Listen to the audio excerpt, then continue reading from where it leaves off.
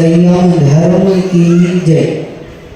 संत श्रोमणी आचार्य भगवान विद्यासागर जी महामुनि राज की जय। जगत पूज्य निर्यापक श्रवण मुनि पंगव श्री सुधासागर जी महामुनि राज की जय। समस्त 3,9 करोड़ महामुनि राज्यों की जय।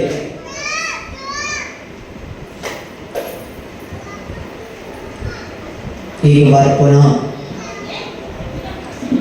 10 लक्षण पर्व की बेला में 5 दिन निकलने के बाद वह पुनः 6वां दिन हम सभी के बीच उत्तम संयम धर्म का पावनतम दिन। किस प्रकार हम धीरे धीरे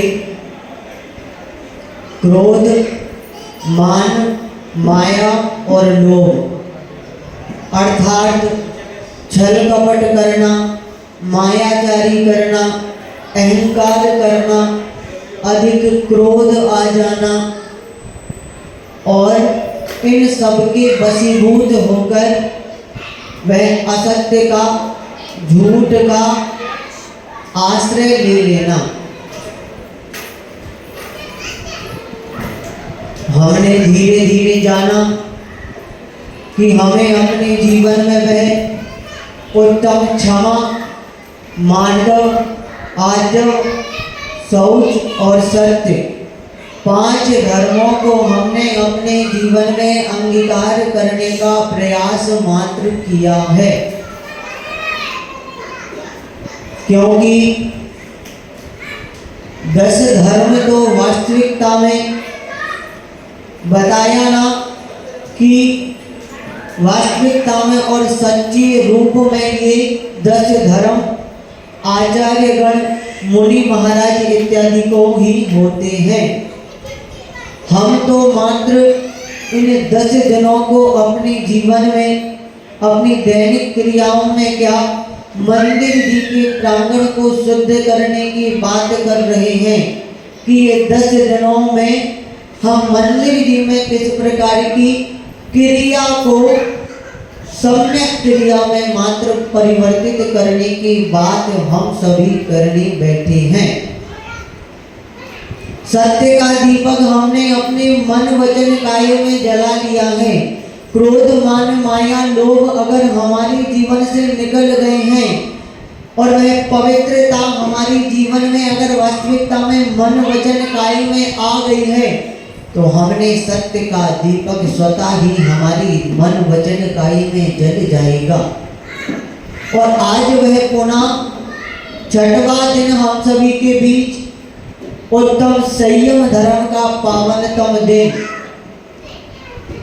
उत्तम संयम धर्म को अपने जीवन में अंगीकार करने के प्रयास के साथ कि संयम को कैसे अपने जीवन में धारण करें। हमने कल जाना था कि हमने अपने मन में सत्य का आचरण तो कर लिया है, लेकिन अब वह सत्य रूपी दीपक पर संयम रूपी चिमनी को हमें रखना है। क्या बोला?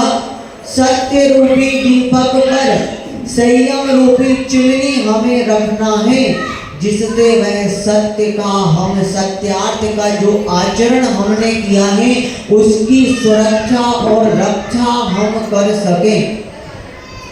धीरे धीरे करके हमने आज वह उत्तम संयम धर्म को अपने जीवन में अंगीकार करने के लिए हम सभी पुनः उपस्थित हुए हैं। प्रातःकालीन बताया था कि वह संयम धर्म को अपने जीवन में किस प्रकार से अंगीकार करें। वह एक स्टूडेंट होता है, अगर वह टीचर्स उस पर ध्यान नहीं देंगे तो वह स्टूडेंट भी या वह माता पिता अगर अपने बच्चों पर ध्यान नहीं देंगे तो वह बच्चे भी हमारे ऊधम इत्यादि मचाने लगेंगे। वह डॉक्टर अगर मरीज पर ध्यान नहीं देगा तो वह मरीजों की हालत और तबीयत और अधिक बिगड़ जाएगी। अगर वह किसान अपनी फसल पर ध्यान नहीं देगा समय समय पर पानी इत्यादि नहीं देगा तो उसकी फसल खराब हो जाएगी। इसी प्रकार बंधुओं, हमारी अंतर आत्मा में किस प्रकार से वह क्रोध मान माया लोभ रूपी भाव भरे पड़े हैं और इन भावों को हमें निकालना है और मात्र अपने परिग्रह को, अपने मन की जो चंचलता है, मन की जो इच्छाएं हैं, उन पर नियंत्रण मात्र करना है। अर्थात अगर सरल शब्दों में जाने तो डिसिप्लिन और अनुशासन, संयम अर्थात अपने जीवन को अनुशासित कर लेना।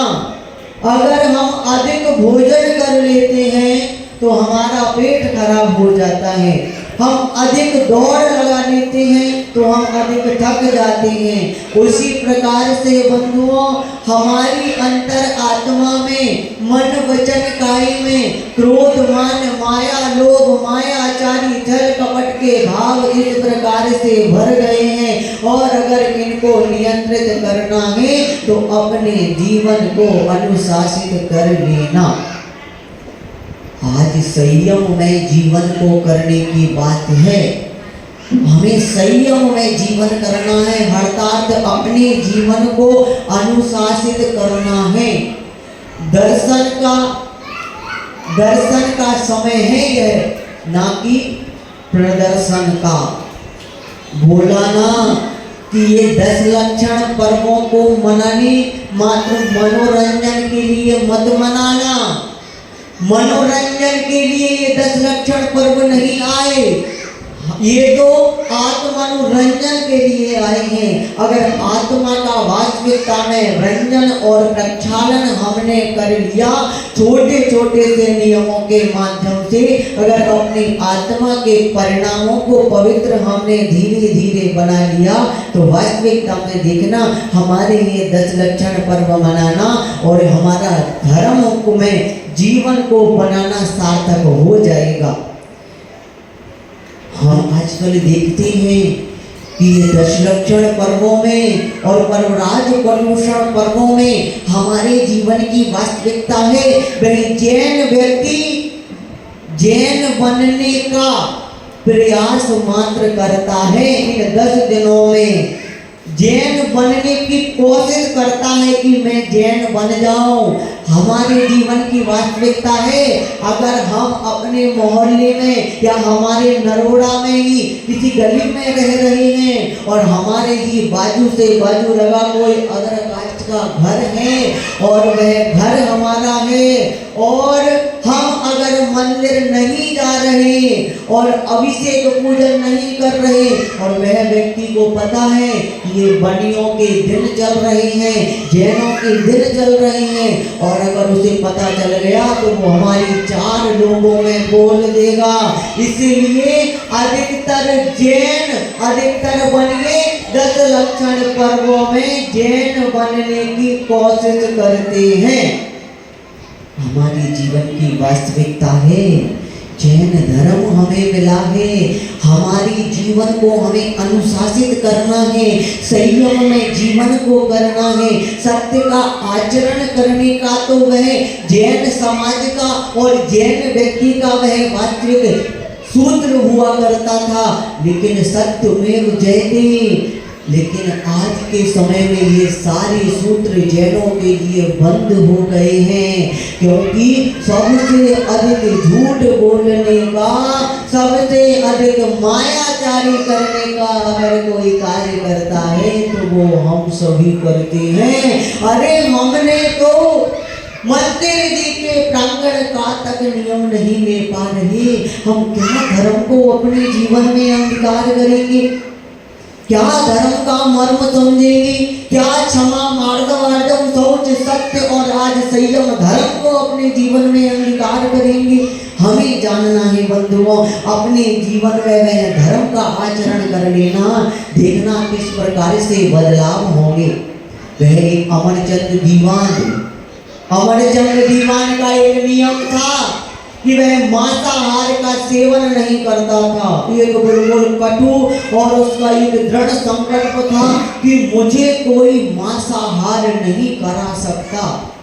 अमरचंद दीवान का उदाहरण जैन धर्म में और जैन समाज में कितना प्रचलित है।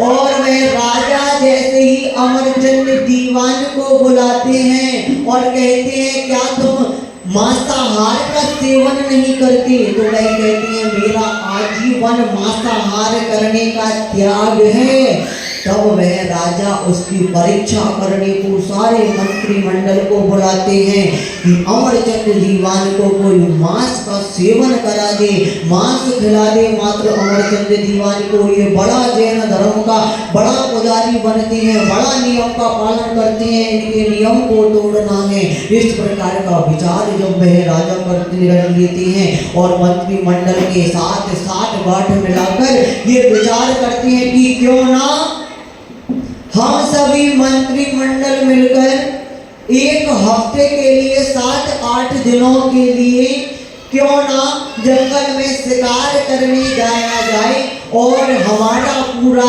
राज्य अमरचंद दीवान को सौंपकर पूरा राज्य का कारोबार अमरचंद दीवान को सौंप दिया जाए। और हम सभी चाहते हैं।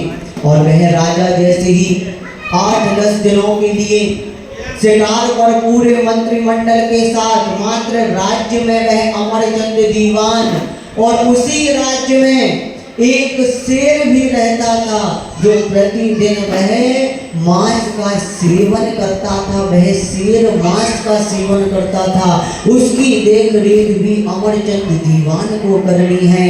जैसे कि संध्या कालीन का समय आता है और वह दहाड़ना शेर दहाड़ना प्रारंभ कर देता है, अमरचंद दीवान जी विचार करते हैं मेरा तो मांस खाने का त्याग है, मैं इसे मांस कैसे परोस दूं। और जैसे ही वह शेर दहाड़ता है और पिंजरे में से बाहर निकलने को होता है, 1 दिन बीत जाते हैं, 2 दिन बीत जाते हैं, लेकिन अमरचंद दीवान अपने नियम से कोई समझौता नहीं करते, मांस का उसे आहार नहीं देते। और जैसे ही वह 3-4 दिन निकलने के बाद अमरचंद दीवान वह जलेबी का थाल लेकर जलेबी का थाल लेकर और वह भूखे शेर के पिंजरे में घुस जाते हैं। और भूखे पेट में शेर के पिंजरे में जाने के बाद वह देखता है शेर उस पर झपटने को होता है, लेकिन वह अमरचंद दीवान जी उससे बोल देते हैं देख मेरा ये मांसाहार कराने और करने का त्याग है, अगर तुझे मांसाहार करना है तो मैं स्वयं खड़ा हूँ और मुझे तू सेवन कर ले और तेरी भूख मिटा ले, नहीं तो ये जलेबी का सेवन कर ले। ये जलेबी खा ले, थाल भरकर जलेबी रखी है, ये जलेबियों को खा ले, नहीं तो मैं स्वयं खड़ा हूँ, मेरा स्वयं का घात कर दे और मेरे प्राणों को ले ले, लेकिन मेरी नियम से कोई समझौता नहीं है। और वह शेर भी घुर्राते हुए दहाड़ते हुए जैसे ही अमरचंद दीवान के पास पहुंचता है कि वह शांत स्वभाव का बन जाता है और वह जलेबी का सेवन तक कर लेता है। देखिए वह नियम का फल कि अमरचंद दीवान अपने नियम पर अड़िग रहे। उन्होंने किसी प्रकार से ना तो मांस खाने का और ना ही मांस खिलाने का उनका नियम था, और उन्होंने अपने नाम को अमर कर लिया कि आज के समय में भी कोई उन्हें नियम का फल बताते हैं तो अमरचंद दीवान की कहानी अवश्य बताते हैं। राजा जी शिकार कर कर लौटते हैं और देखते हैं कि शेर के पिंजरे में शेर को सहलाते हुए और शेर के साथ ही अमरचंद दीवान जी मौज मस्ती में बैठे हैं और पूरे मंत्रीगण मिलकर अमरचंद दीवान की चरणों में झुक जाते हैं कि आपका जैन धर्म सबसे श्रेष्ठ है और जैन धर्म की जय जयकार होने लगती है। बंधुओं, हमें विचार करना है क्या किस प्रकार की क्रियाओं को हम कर जाते हैं। छोटे छोटे से दृष्टांतों के माध्यम से, ये छोटी छोटी सी कहानियों के माध्यम से किस प्रकार से वह अमरचंद दीवान ने जैन धर्म को सार्थक कर दिया कि आज के समय में भी उनका नाम उच्चारण किया जाता है। कम से कम हम अपनी मनुष्य पर्याय को तो सार्थक कर दें। कम से कम इतना तो नियम ले लें कि प्रभु दरबार में आ रहे हैं तो अपने परिणामों को, अपने मन वचन काई को पवित्र बना लेना। देखना किस प्रकार से हमारे जीवन में भी पवित्रता और धर्म का आचरण हम कर पाएंगे। छोटे छोटे से नियमों के माध्यम से, मात्र छोटे छोटे से नियमों के माध्यम से, कि घुटनों केवल चलते चलते पैर खड़े हो जाते हैं और छोटे छोटे नियम एक दिन बहुत बड़े हो जाते हैं। उदाहरण है हमारे समक्ष वह विद्याधर नन्हा सा बालक। क्या शिक्षा देंगे हम अपने बच्चों को? वह नन्हा सा बालक बचपन से ही निकल गया, ना घर में बताया किसी को, ना किसी से कुछ कहा, और बचपन से ही वह संस्कार ग्रहण करने निकल गया और आज के समय में पूरे जगत विख्यात में वह अपने नाम के माध्यम से ही पूरे जग में जाने जा रहे हैं। बंधुओं, ये आचार्य गण मुनि गणों के द्वारा हमें शिक्षा लेनी है कि इन्होंने अपने जीवन को किस प्रकार से सार्थक कर लिया, अपने जीवन को किस प्रकार से उन्नत बना लिया। मुनिवर श्री क्षमा सागर जी महाराज जी का दृष्टांत याद आता है। क्षमा सागर जी महाराज जी का वह उदाहरण याद आता है कि जब क्षमा सागर महाराज जी का अंतिम समय समाधि का था और इतने ज्ञान ध्यानी और कवि मानी जाती थी क्षमा सागर महाराज जी। मुनि श्री क्षमा सागर महाराज जी बहुत बड़े कवि के रूप में ऐसी ऐसी कविताओं की रचना की कि आज के समय के क्या रचना करेंगे। जब वे अमेरिका का व्यक्ति मुनिश्री के सानिध्य में मुनिश्री के द्वारा लिखित रचनाओं को पढ़कर मात्र विदेश से मुनिश्री के चरणों में आया और चरणों में नतमस्तक होकर मात्र यही बोला कि गुरुवर, मैं आपको करोड़ों का पैकेज देने को तैयार हूँ, करोड़ों रुपए का पैकेज देने को तैयार हूँ। आप मात्र मेरे साथ अमेरिका चले, मात्र मेरे साथ एक बार मात्र अमेरिका में आपका व्याख्यान मात्र एक मंच पर, एक स्टेज पर आपका व्याख्यान मात्र होना है। तब मुनिश्री ने उसे बोला कि मैं ये ख्याति लाभ पूजा के लिए मुनि नहीं बना। एक बार ये मुनि पर्याय मिली है, बार बार ये मुनि पर्याय मिलने वाली नहीं है। और वे इतने बड़े बड़े पैकेजों को भी उन्होंने ठुकरा दिया, लेकिन अपने मुनि पने से उन्होंने उनके निर्गंध अवस्था से किसी प्रकार का कोई समझौता नहीं किया। बंधुओं, हमें विचार करना है, हमें जैन धर्म मिला है, मनुष्य पर्याय मिली है, ये मनुष्य पर्याय को सार्थक बना लेना।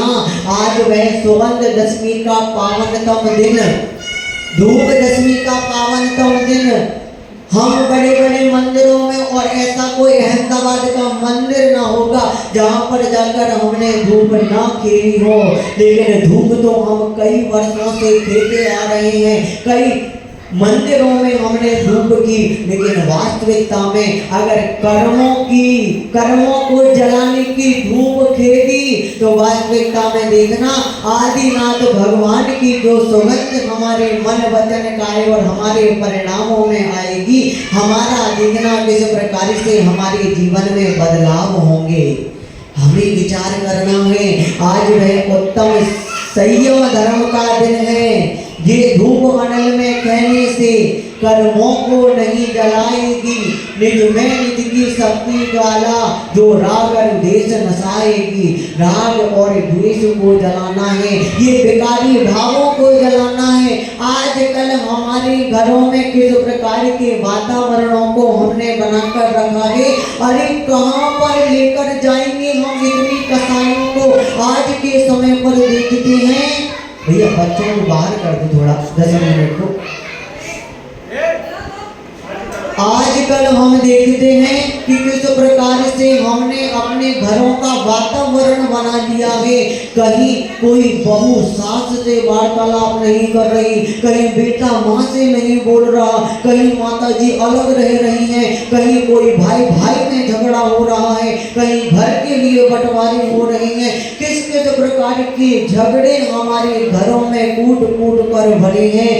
इतनी कसायों को लेकर हम कहाँ जाएंगे। अरे मनुष्य पर्याय मिली है, जैन धर्म मिला है, जैन कुल मिला है। हमें तो बड़े शांत भाव के साथ अपने घरों में रहना चाहिए कि जैनों का घर है वहां पर तो लड़ाई हो ही नहीं सकती। लेकिन आज के समय में ये स्थिति है कि कहीं कोई लड़ाई होती है मोहल्ले में तो अगर कोई भी व्यक्ति बोलता है अरे वो जैनों के यहाँ पर लड़ाई हो रही होगी। हमें विचार करना है बंधुओं, क्या हम धर्म को अपने जीवन में अंगीकार करेंगे, क्या धर्म का मर्म समझेंगे। आज वह उत्तम संयम धर्म को अपने जीवन में अंगीकार करने बैठे हैं, उत्तम संयम धर्म को अपने जीवन में जानने बैठे हैं कि कैसे हम मंदिर जी के प्रांगण में मात्र उत्तम संयम धर्म का पालन कर सकें। प्रातःकालीन हमने वह किस प्रकार से 10 लक्षण विधान में पृथ्वी का एक, जल का एक, अग्नि का एक, वायु का एक और वनस्पति का एक, किस किस प्रकार के जीवों की विराधना हमारे से ना हो, इस प्रकार के हमने अर्घों को 10 लक्षण विधान में हमने समर्पित किया। प्रातःकालीन कल भी बोला था, प्रतिदिन बोल रहा हूँ कि अहिंसा परमो धर्म, अहिंसा परमो धर्म जैन धर्म का सबसे सिद्धांतिक सूत्र। इसके बिना ना तो कोई हमारा धर्म है और ना ही हमारा कोई अस्तित्व है। चाहे वह क्षमा हो, मार्दव हो, आर्जव हो, शौच हो, सत्य हो और आज संयम का दिन भी अगर अहिंसा परमो धर्म का पालन हम नहीं कर पा रहे हैं तो हम संयम धर्म का धर्म भी नहीं समझ पाएंगे। संयम धर्म का आज वह वास्तविकता में दिन है। मंदिर जी के प्रांगण की बात करने बैठे हैं।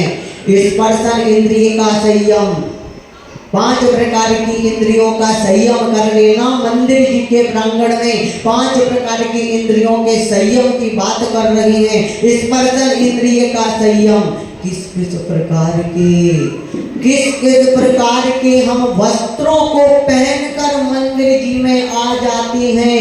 हमें विचार करना है किस किस प्रकार के वस्त्रों को मंदिर जी में पहनकर आ जाते हैं और उन वस्त्रों को देखकर दूसरे के भाव खराब होते हैं। मंदिर जी के प्रांगण में आप तो स्वयं अच्छे कपड़े पहनकर अपने आप को बता रहे हैं, लेकिन आपको देखकर दूसरे के भावों में विकारी भाव आ जाते हैं। दूसरे के भावों को तो खराब मत करो। मंदिर जी के प्रांगण में ऐसे वस्त्रों को पहनकर आना कि शालीनता के स्पर्शन इंद्रिय का संयम की बात है। संयम धर्म को अगर अपने जीवन में अंगीकार करने और मंदिर जी के प्रांगण की बात करने अगर हम सभी बैठे हैं, रसना इंद्रिय का संयम, क्या रसना इंद्रिय का संयम हम मंदिर जी के प्रांगण में पालन करेंगे। पुरुष वर्ग और महिला वर्ग क्या रसना इंद्रिय के संयम की बात करेंगे। कल तो मैंने जो बात की थी, कल और परसों जो बात कर रहा था कि हम घर से किस किस प्रकार के प्रोडक्ट मिली हुई वस्तुओं चीजों को खाकर मंदिर जी में आ रहे हैं, लेकिन अब तो ये बोलना पड़ रहा है कि रसना इंद्रिय का संयम। भैया मंदिर जी के भैया बहनों पुरुष वर्ग मंदिर जी में आना तो मंदिर जी में किसी प्रकार के पाउच या किसी प्रकार की सौंफ सुपारी को खाकर मंदिर जी में आपसे विनम्र निवेदन है, मत बैठना, मत बैठना, मत बैठना। रसना इंद्रिय के संयम की बात हम सभी करने बैठे हैं। इतना ही जान लो, इतना ही पहचान लो कि हमने रसना इंद्रिय इंद्रिय का संयम। मंदिर जी के प्रांगण में कभी झूठे मुख और कभी कोई सौंफ सवाड़ी खाकर मत बैठ जाना। अगर आकुलता इतनी लगती है तो आधा घंटा क्या 10 मिनट क्या धूप देकर चले जाओ, लेकिन मंदिर जी के प्रांगण में रसना इंद्रिय का संयम रख लेना। पुरुष वर्ग देखना हमारे जीवन में कैसे बदलाव आएंगे। आप तो खाकर आ जाते हैं, लेकिन आपके खाने के बाद आपके बच्चे भी वही सीखेंगे और जो अन्य व्यक्ति देखते हैं। मैंने कोई बात गलत बोली क्या? आप बताओ। मंदिर जी के प्रांगण की बात करने बैठे हैं, क्या मंदिर जी में झूठे मुख हम 3 लोग के नाथ के दरबार में आना चाहिए कि नहीं? हमें विचार करना है बंधुओं। रसना इंद्रिय का संयम, घ्राण इंद्रिय का संयम, घ्राण इंद्रिय का संयम।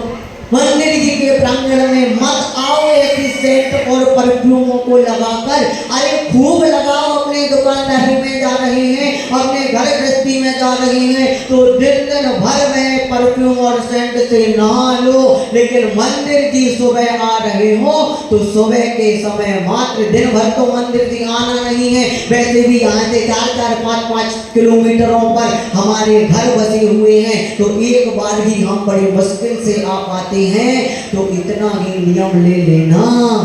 आजकल तो महिला वर्ग भी, चाहे वे सेंट परफ्यूम इत्यादि कुछ भी प्रोडक्ट हो, वह मंदिर घ्राण इंद्रिय के संयम की बात कर रहे हैं। हमें तो खुशबू आ रही है बड़ी, लेकिन आप मंदिर जी में प्रवेश करेंगे और वही गंध जब दूसरा वह पूजा करने वाला व्यक्ति, अभिषेक करने वाला व्यक्ति वह गंध को सूंघेगा तो कभी कभार तो उसे उल्टी या उसे बहुत ही ऐसा मन उसका बहुत अधिक ज्यादा खराब हो जाता है।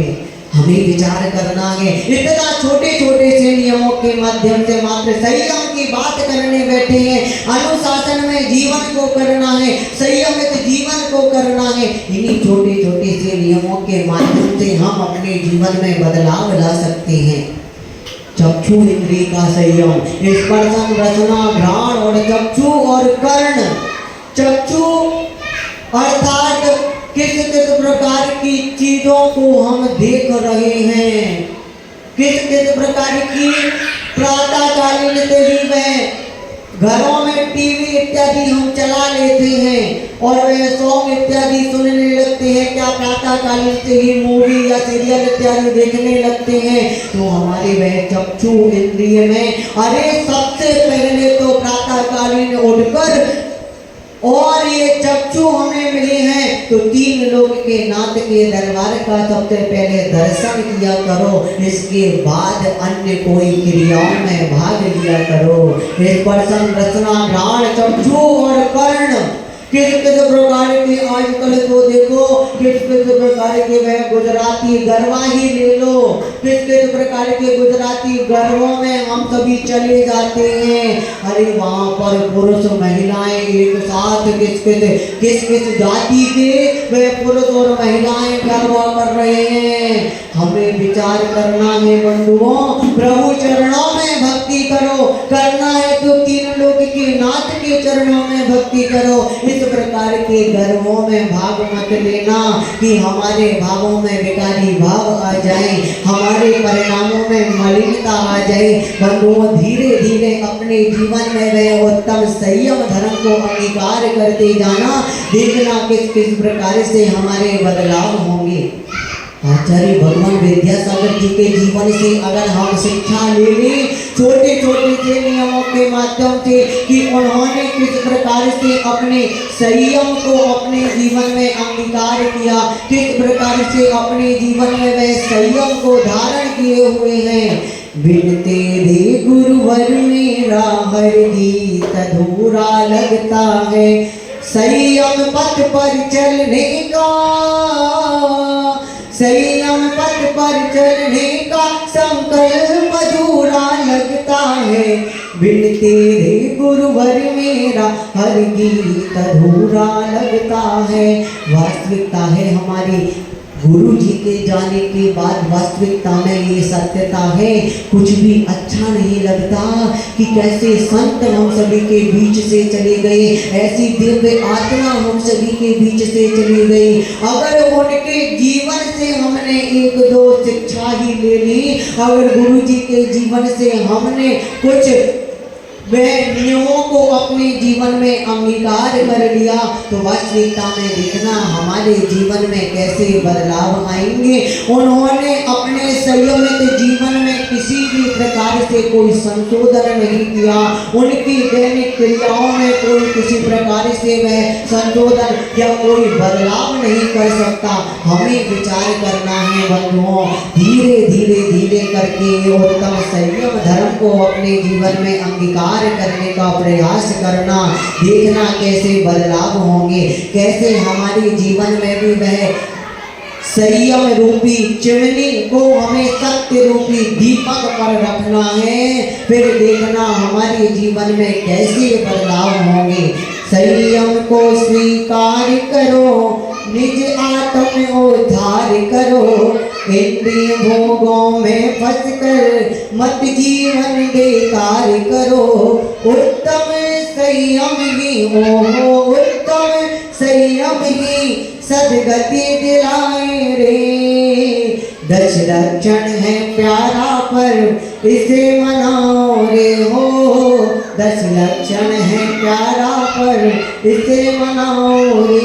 देखिए कल से थोड़ा बच्चों का ध्यान रखें, नहीं तो इतने लोग भी ये बैठ रहे हैं ना, इनकी भी समझ में नहीं आएगा, कुछ मेरा बोलना व्यर्थ रहेगा कल से, नहीं तो अपन प्रवचन बीच में ही बंद कर दूंगा मैं। बहुत गहन चिंतन और मनन के बाद जो बिल्कुल 100% में से 10% रहता है और जो देने लायक रहता है आप लोगों के बीच में, जो सुनाने लायक बातें रहती हैं, कोई बड़े बड़े प्रवचन नहीं चल रही, कोई विशेष धर्म की बात नहीं चल रही, छोटी छोटी सी बातों को आपको समझाने का मैं प्रयास कर रहा हूँ। और अगर उसमें भी ये बच्चे शोरगुल करेंगे तो ये भी समझ में हमारी ऊपर से जाएगा और 10 दिनों बाद तो ये भी कुछ समझ में नहीं आ पाएगा। तो बच्चों का कल से थोड़ा ध्यान रखें, बाहर इत्यादि उनको खेलने को बाहर कर दें, युवावत के कोई साथी उनको बाहर की तरफ ही बहलाते रहे, जिससे यहाँ पर हम थोड़ा धर्म में वातावरण और धर्म की चर्चा हम सभी कर सके। खड़े हो जाएंगे सभी जिनवाणी स्तुति के लिए। जावाणी के ज्ञान से सूझे लोकालो, सोवाणी मस्तके नमो सदा देव होनो, हे जिनवाणी भारती तो हित भोजन रे, जो तेरो शरणा गए सो पावे सुख चैन, देव भजो अरिहंत को गुरु सेवा निर्ग्रंथ, दया धर्म पालो सदा यही मोक्ष का फल। कर्म महामंत्र का जाप कर